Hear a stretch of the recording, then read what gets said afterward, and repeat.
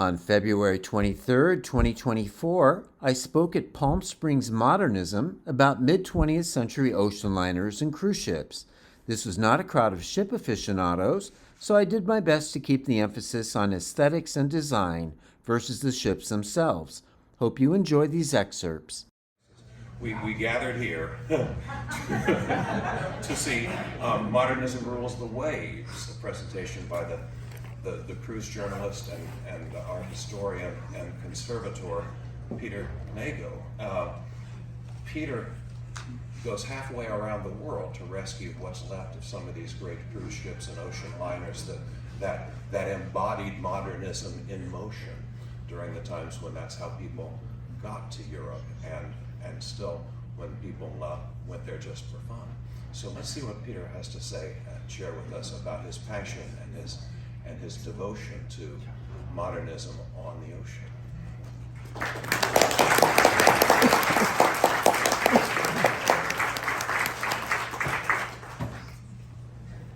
Thank you so much, everyone. Thank you for coming. I'm not a morning person, so I have caffeine. And Michael, thank you for the wonderful intro. And we're going to take a look back at some of what I think are the most beautiful objects created by man, mid-century ocean liners and cruise ships.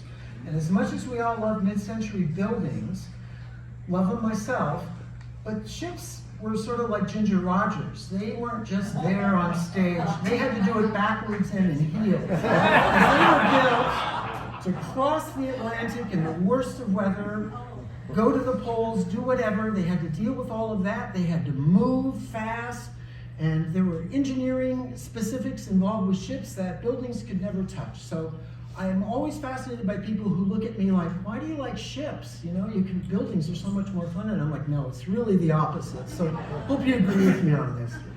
So I'm going to start off by what I am not going to talk about.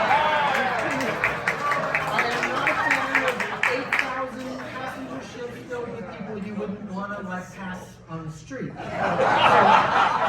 this is an example of modern day cruise ship design. To me, at its very worst, but there is a market for it. And if ships like this do well, then it's good for the industry and it makes more people want to cruise. So all the power to them. But let's go back to the glory days.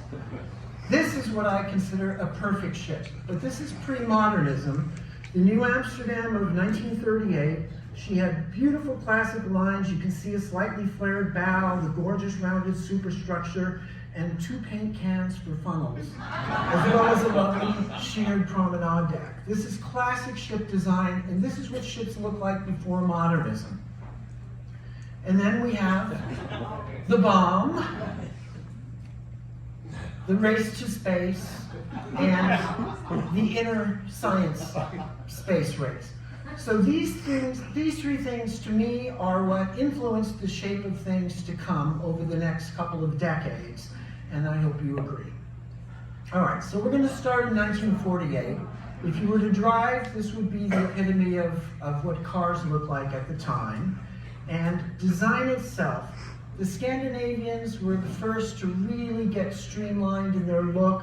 They were stretching things out, the bows were getting more flared, there were better curves, the funnels were starting to get a lovely curvature in them, and I think they were way ahead of the curve as far as the exteriors of ships are concerned. Little Oslo Fjord, she was a gorgeous little thing. But inside, the Scandinavians were still a little bit behind. This could be 1938, it could be 1948 or 1958 as far as the Scandinavians were concerned. So we'll get back to them because they really led the pace later on. But at this point in time, it was about the exteriors. And here's another little Scandinavian. She'll show up a little bit later. Well, what she did will show up a little bit later. She had a little bit of a bump with probably the most gorgeous mid-century liner of all time. But she was beautiful herself, the little Stockholm from 1948. And you can see how yacht-like in advance she was as well, if you compare her to some of the other ships of the era. All right, now let's get to the interiors. In 1948, the LURLINE was the queen of the Pacific. Matson Line ship used to sail from LA to Hawaii, and they hired Raymond Loewy, the great architect, to do her interiors.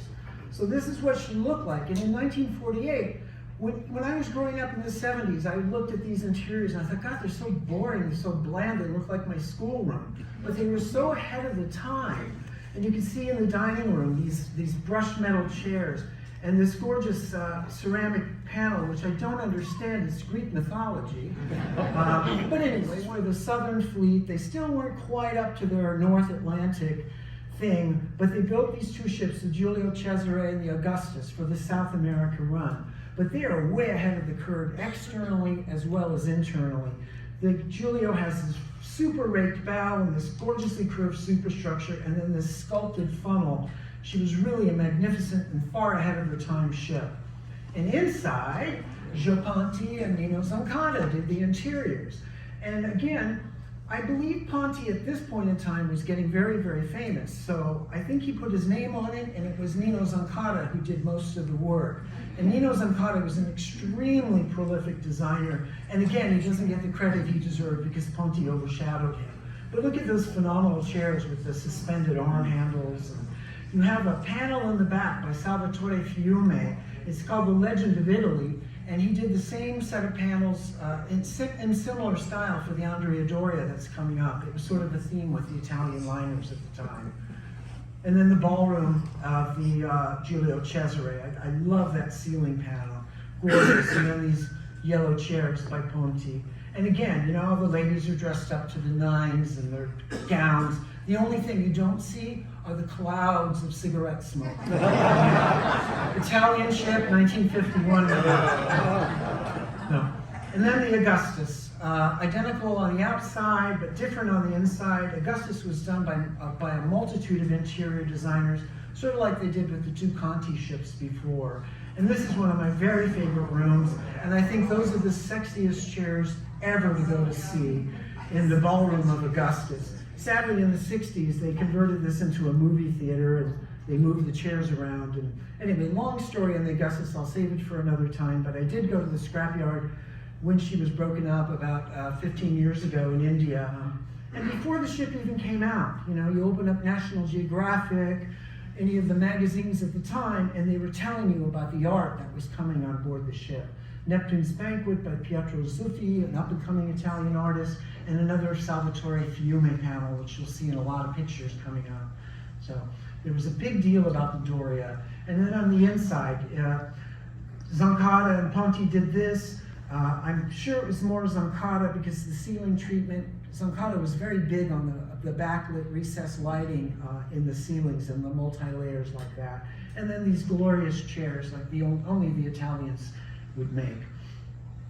I love this simple little bar, again by Ponti and Zoncada, the colors, the gold and the blue, and then boom, in the back you've got those bright colors just to sort of shake things up, but it just makes it all work so beautifully. Again, you know, the Italians, and of course the espresso machine right there on the bar. You better believe it. And then the library. Pulitzer didn't get to do much on the Doria, but this library, I mean, everything about it. Look at those bookshelves and this incredible abstract tapestry. It looks like a cross between some sort of Roman thing with a milk creamer in it or something. I can't even figure that out. And then these chairs. Look at these incredible chairs. I mean, really, really stunning. And the light fixture, it's all to die for. Okay, and then of course the Doria. She was where everybody crossed. You know, they had a really good PR team going on. Anna Magnani comes to the U.S. to star in movies. Of course, she takes the Andrea Doria. And not only she took it, she took every railing on the ship and posed on it and just made a big deal. And it was great for the Doria and great for Anna Magnani. And look at Joan Crawford under the sculpture of Andrea Doria with Captain Calamine, who was the 50s version of George C. Scott. He got on with all of the movie stars. They loved him, and he was very photogenic and very charming. Sadly, his whole life went kaput when the ship sank, but that's a different story. But again, look at Joan Crawford. She wouldn't sit with the help normally, but look at she's about to burn a hole in the Andrea Doria. Okay. Cary Grant, this is in front of the Legend of Italy panel, again with Captain Calamine. He went over to Italy, made the movie with Sophia Loren, fell in love with Sophia. That wasn't great for his marriage.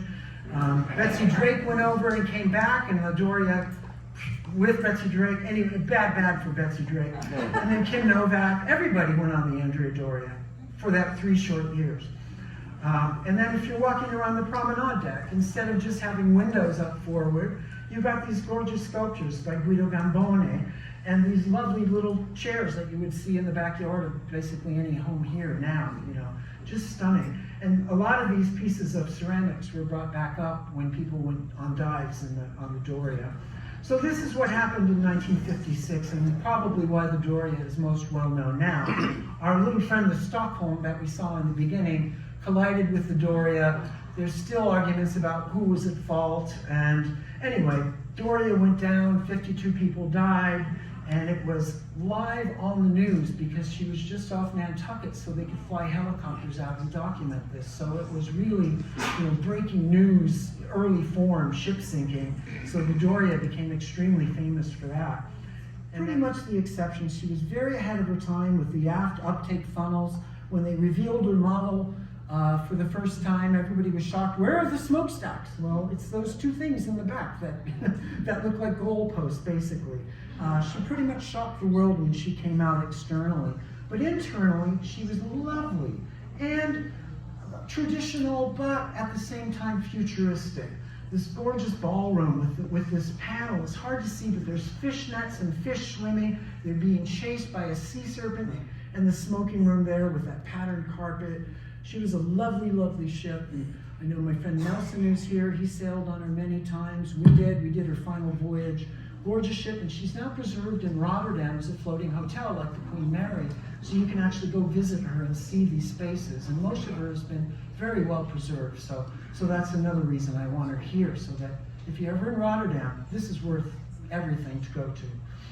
Her dining rooms, she was built to cross, but also to cruise. So this is the tourist class dining room, but it was just as elegant as the first class. Although I had friends who sailed on the Rotterdam, they refused to dine in this dining room because it was for the plebeians. And I'm like, no. I actually like this one better. It had I like the mosaics better. They tell the tales of La Fontaine, basically Aesop's fables. And if you look in the ceiling, Delft ceramics of the moons and the stars. Stunning stuff, you know. And it's all still there intact. Love this ship. Okay, that's on the website, MidCentury. It's a little outdated. I've got to add a bunch of stuff to it. But if you guys want to see some of the stuff I rescued from the ships and the ships themselves, you can go there. And I have a YouTube channel, which I'm really trying to promote. And I do tours of the old ships back in the day, and the new ones as well. So thank you.